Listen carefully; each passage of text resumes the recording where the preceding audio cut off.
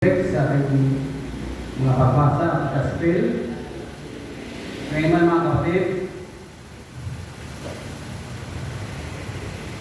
kaya ko pa pala yung ginagkala sa akin ito si Juan Rini Lakayanlo. Ako na muna, pasensya na kayo ha, kasi ako ay bukod sa Bisaya. Ako po ay nagkaroon ng sakit dati. Ako po ay napipi ng isang taon, kaya ako ay nagsalita. Pero kung mga nito na hindi ko mamigkas. Pero ako lang Diyos, bumalik naman yun. Ako po ay nagpagsalita ulit, kaya lang, hindi na gaya ng dati. Kaya ako po ay hindi ng pagpasensyahan. Okay. Ang trivia sa likod ng drifting na Ebanghelyo. Kuya Rene, ano na? Alam niyo ba na may talata sa Biblia na tinatawag na puso ng Ebanghelyo? At ito yun, John 3:16. Dahil piniglig ito ang mensahe ng pag-ibig at pagliligtas ni Jesus sa sangkatauhan. And Jesus is the gospel. The gospel is Jesus. Kaya ang Ebanghelyo ay buhay. Kaya may kanta tayong buhay, buhay, buhay, kailan taman, di ba? At alam niyo ba kung bakit napaka-trending ang talata sa gospel na ito? Ako po ay halos 10 years nang naging driver ng bus sa EDSA City Operation. Ano ba yun? Dito pa ko lang umpisa doon. At araw-araw may umakyat sa bus at ito ang kanilang laging sigaw. John 3:16. Kaya na lamang ang pag-ibig ng Diyos sa sanlibutan at ibinigay niya ganitong anak at sinumang sumampalatay sa Kanya ay hindi mapahamak kundi magkaroon ng buhay na walang hanggan. Kaya, mga kapatid, sumampalataya lang kayo, ligtas na kayo. Kung ako pa'y may alam noon, sabihin ko sana all. In sa Philippians 8, chapter 2, verse 17, ang pananampalataya walang uwa ay patay. E paano bang sabihin ni sumampalataya ka na ligtas ka na? Kaya ngayon ko sasabihin lang na kaya sa musikta sa born, nasa siya sa born agoy, born against pa. Kasi naging against sa Katoliko born against. Sabi sa akin, kuya, bawal mo kasi Katoliko. Kayo ay hindi maligtas Kayo ay ligtas na. Kasi yun ang doktrina kasi meron silang doktrina na faith alone. Manalig ka lang, ligtas ka na. Ito yung verse na yun, ito pinaka-nasgas sa kanila. Araw-araw na lang ganyan ito. Kaya may memorize kasi kung tayo ng bus, kasi araw-araw yung sigaw na sa bus Ang Katoliko naman inosente, dahil wala nang alam, tamad pang mag-aaral tamad pang alamin ng katotohanan ng simbahan, ang katotohanan, tikit-tikit na nata, ang ganon, ang sagot ay, oo nga. Pagdating ng isang linggo, nagpamilyag na sa kanila, ligtas na nga. Ligtas na si Pastor, 10%. Ganun yun Bakit ito ay tinawag na puso ng Ebanghelyo? Dahil sa isang talata nakikita ang pag-ibig ng Diyos, pag-ibig ng Ama kay Jesus, pagbibigay ng Ama kay Jesus, kaligtasan, pananampalataya at buhay na walang hanggan. Kaya naman mayroon tayong Advent season at Pasko ng pagsilang, Lenten season at Pasko ng pagkabuhay. Amen? God is good. Hallelujah. At ang verse na ito, ang tinatawag din ng marami na mini Bible. Dahil buod na ito ang mensahe ng buong Biblia. Amen. Bakit sinabi dito ng na ang sino mang sumampalataya. Bakit hindi na lang sinabi na, hoy, sumampalataya ka ha? Pag hindi, kaparusahan ka. Dito na pumapasok mga kapatid ang sabi ng Diyos, ang bigay niya sa atin na regalo ay ang free will o pagpapasya. Okay, ito tayo. Naulikhain ng Diyos ang mga anghel. May kakaiba silang katangian. Sila ay espiritu. Subalit, sila ay may kalayaan pa rin magpasya o pumili. Kaya lang, pag sila ay pumili, wala na silang gawian. Kaya nga, no, pinili ng iba na mag-rilindi, tuloy na silang isinumpa. Kaya hanga sila sa ating mga tao. Dahil kapag tayo ay magkamali ng pasya o pagpipili, may chance pa tayong makabalik sa pamagitan na sakramin na precondition o vital. Kaya, God is good talaga. Tanong, bakit tinayo pa ng Diyos ang kanyang simbahan at pagkatapos, establish pa niya ang mga sacraments na niligtas naman niya tayo sa cross? Ang sagot ay, dahil inagapan niya tayo. Bakit niya na tayo magkagawa pa rin ng pagkasala dahil naman sa tinatawag na concupiscence. Dahil inclination to make sin. Katanggal na sa atin ang original sin sa linya, naiwan pa rin ang kamandag ng pagkahumaling sa pagkakasala. Para pag tayo niya sa tao, tapos napunta tayo sa M, marami sisinunod, sa tayo misis mo, sexy, nakasuot ng t-shirt, kaya ng mga t-shirt na yun. Saka, nakasang dito, sexy, bata-bata, puti. Yung ganun lalaki, nakatingin ng gano'n, tapos yung misis ko, nakatingin sa'yo. Sabi ng misis mo, oy, mata mo, napunta sa mata mo. Ganun ka, tapos pagkapas, lumingon ka ba? Yung parang may spray.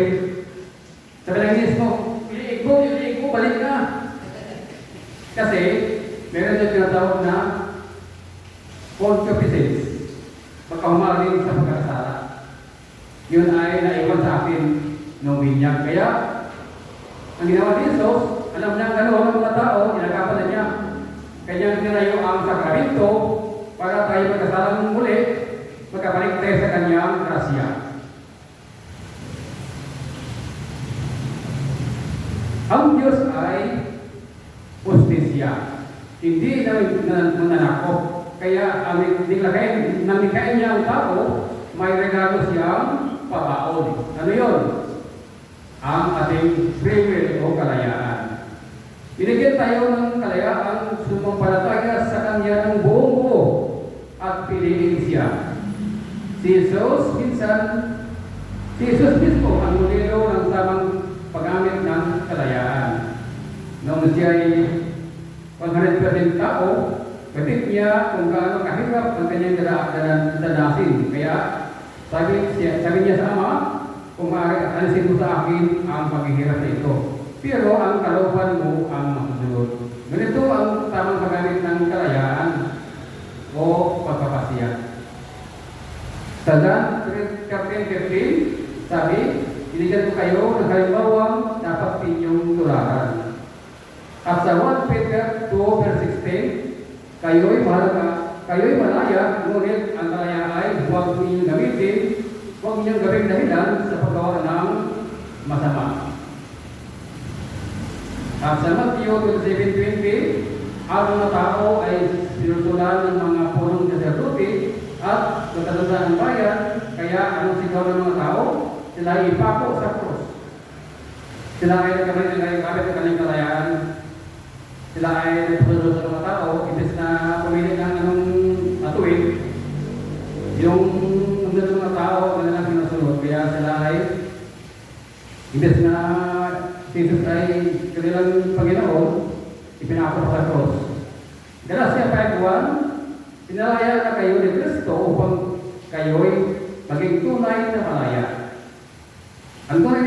kalayaan ay ang piliin ng mabuti, piliin ang katotohanan, hindi buhay ko to, wala kang paki. Sa Joshua 24:15, piliin ninyo ngayon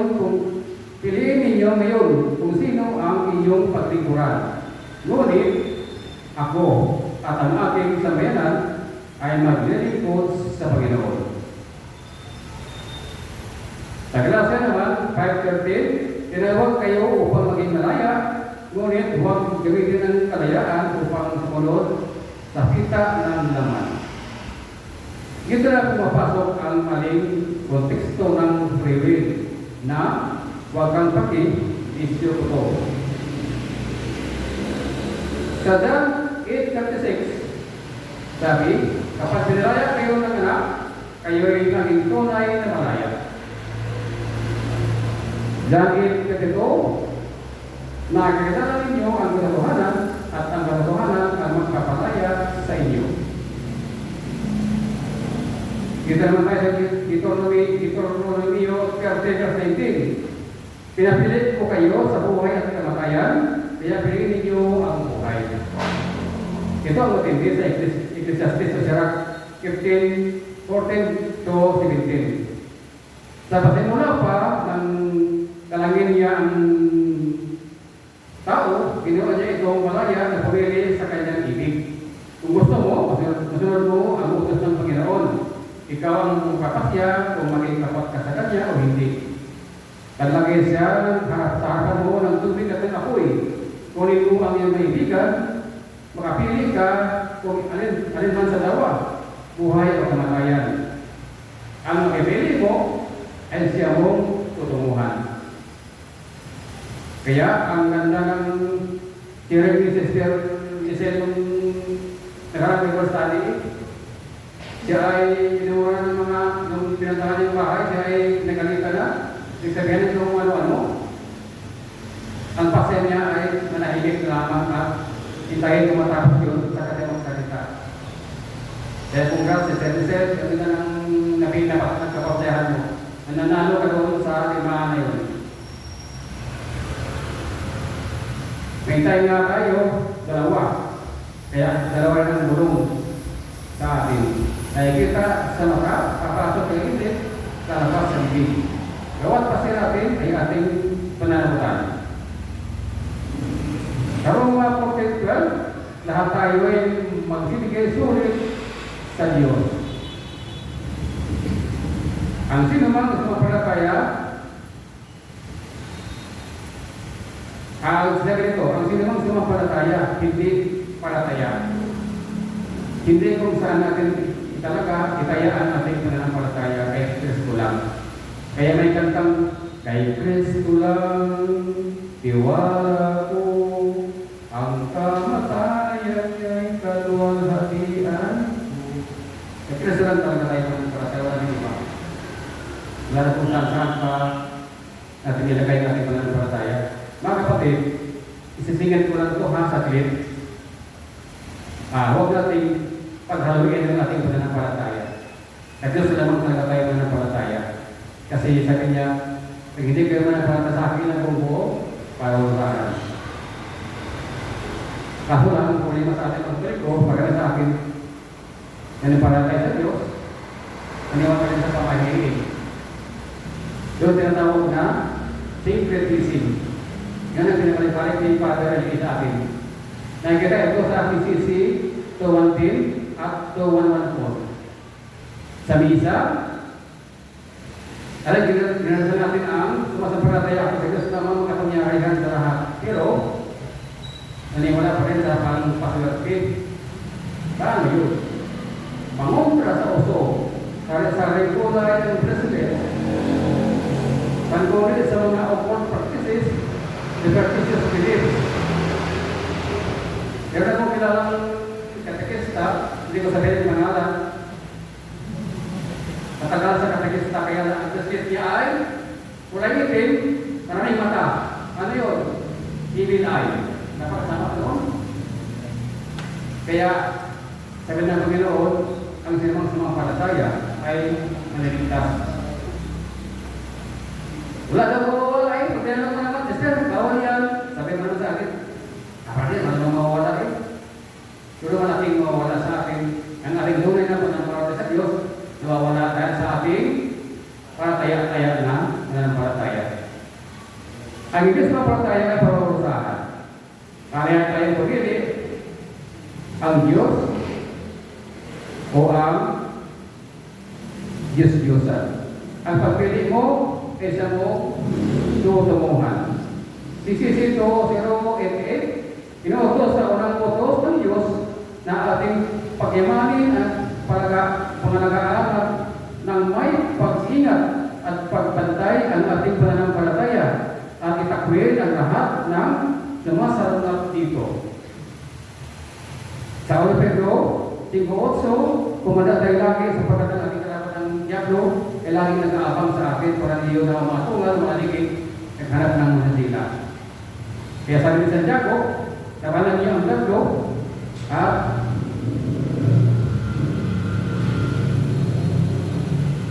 labanan niyo ang Diablo at lalayuan niya kayo. Kaya gamitin ang kalayaan sa tamang